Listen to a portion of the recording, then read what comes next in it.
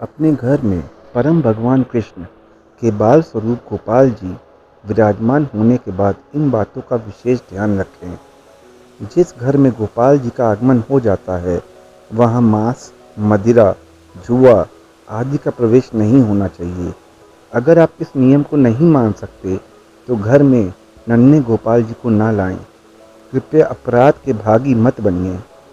लड्डू गोपाल को घर में लाना कोई औपचारिकता नहीं है। इन्हें केवल अपनी श्रद्धा और प्रेम भाव से ही घर में लाना चाहिए। अगर आपका सामर्थ्य हो तो ही लड्डू गोपाल जी को घर में लाएं। ठाकुर जी की सभी ज़रूरतों का ध्यान परिवार के सदस्यों की ज़रूरतों के अनुसार ही रखा जाता है। इन ज़रूरतों में उनका भोग, उनके वस्त्र और उनका श्रृंगार आदि सम्मिलित है। बाल गोपाल प्रभु की सेवा के कुछ नियम हैं जो कि इस प्रकार हैं। गोपाल जी को रोज़ाना सुबह स्नान कराना चाहिए और नहाने का पानी मौसम के अनुसार ही हो, यानी सर्दियों में गर्म पानी और गर्मियों में ठंडा पानी। हो सके तो पानी में थोड़ा गुलाब जल भी डाल लें।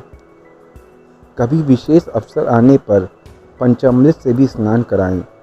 स्नान कराने के बाद ठाकुर जी को साफ सुथरे वस्त्र पहनाने चाहिए। संभव हो तो वस्त्रों को रोज धो लेना चाहिए। फीके रंग की बजाय चमकदार रंग के कपड़े पहनाएं, क्योंकि ठाकुर जी को श्रृंगार बहुत पसंद है, इसलिए इस बात का खास ध्यान रखें। गोपाल जी के वस्त्र भी मौसम के अनुसार ही होने चाहिए, यानी सर्दियों में गर्म ऊनी कपड़े और गर्मियों में हल्की सूती कपड़े पहनाने चाहिए और गर्मी से बचाव के लिए भी प्रबंध रखना चाहिए। खिलौने नन्हे बालक को बहुत पसंद होते हैं। गोपाल जी भी परम भगवान कृष्ण के बालक स्वरूप हैं। उन्हें भी खिलौने बहुत पसंद होते हैं, इसलिए उनके लिए खिलौने भी लेकर आए। गोपाल जी को भोग खिलाने का भी नियम होता है। ठाकुर जी को भी समय समय पर भोजन कराया जाता है। दिन में कम से कम 5 बार भोग लगता है। ठाकुर जी के भोग के लिए संभव हो तो सिर्फ गौ माता का दूध और घृत ही हो तो अति उत्तम, बाकी दूध से परहेज करिए। लहसुन, प्याज आदि मिले और अपवित्रता से बनाया भोग का गोपाल जी को भोग नहीं लगाना चाहिए। मीठी शाकाहारी और शुद्धता से बने जिसमें लहसुन प्याज नहीं हो, वो सभी चीज़ों का भोग ठाकुर जी को अवश्य लगाना चाहिए। जब भी पूरे परिवार समेत कहीं बाहर घूमने जाएं तो ठाकुर जी को भी अपने साथ अवश्य लेके जाएं। इससे उनको अच्छा लगेगा और आप भी माधव सेवा का आनंद ले पाएंगे। स्मरण रखें, आपके घर में एक बालक रह रहा है, उस बालक को अकेला कभी भी ना छोड़ें। ठाकुर जी को घर में लाने के बाद उनसे कोई रिश्ता बना लें, जैसे भाई, पुत्र, मित्र, गुरु, किसी का भी।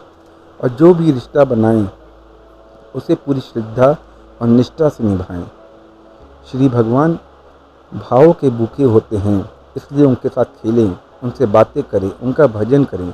खाना खाने से पूर्व सबसे पहले ठाकुर जी को भोजन कराएं और उसके बाद ही खुद भोजन करें। गोपाल जी के प्रत्येक भोग में तुलसी पत्र अवश्य रखें। रात्रि में गोपाल जी को शयन भी अवश्य कराएं। जैसे छोटे बालक को सुलाया जाता है, उन्हें थपकी दें, लोरी गाएं, कहानी सुनाएं और उनके लिए कोमल अच्छे से गद्दे और तकिए बनवाएं, जिस पर विश्राम करने में उन्हें कोई तकलीफ ना हो।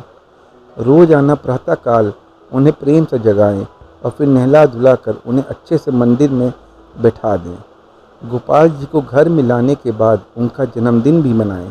वैसे तो कृष्ण जन्माष्टमी पर इनका जन्मदिन मनाया ही जाता है, लेकिन इसके अलावा जिस तिथि पर आप इन्हें घर लाए थे उस दिन भी इनका जन्मदिन मनाना चाहिए। इस दिन कोई छोटा हरिनाम संकीर्तन रखकर ठाकुर जी का जन्मदिन मना सकते हैं। प्रभु आपसे कई गुना ज़्यादा प्रेम करने को आतुर है, बस जीव उनको याद तो करे। अपनी इंद्रिय तृप्ति के चक्कर में जीव कृष्ण को भूल गया है। एकमात्र भोक्ता परम भगवान श्री कृष्ण हैं। हम सब उनके सेवक, हमें सिर्फ कृष्ण की इंद्रियों को तृप्त करना है। क्षमा करें अगर लेख में कहीं भी कोई त्रुटि हो।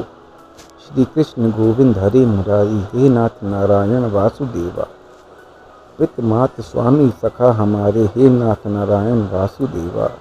राजाधिराज महाराज द्वारकाधीश भगवान की जय।